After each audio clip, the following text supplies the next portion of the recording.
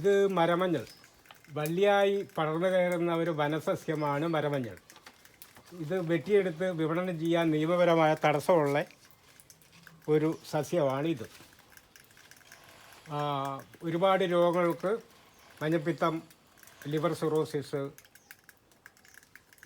പിന്നെ skin disease, ഇതിനൊക്കെ ഇതിൻ്റെ തൊലി, മരമഞ്ഞൾ തൊലി എടുത്ത് ഉപയോഗിക്കാൻ പറ്റുന്നതാണ്.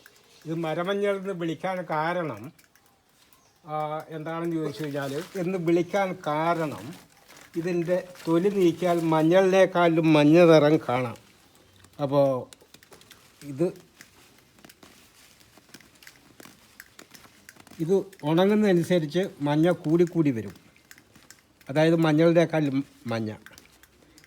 ഈ മുഖത്ത് വരുന്ന കരിമംഗലം, കറുത്ത പാടുകൾ, ഇതൊക്കെ വെട്ടിയെടുത്ത് ഇതിൻ്റെ പരുക്കൻ പ്രതലത്തിൽ തയ്ച്ച് മുഖത്തിട്ട് കഴിഞ്ഞാൽ അത് മാറാൻ ഇത് മതി.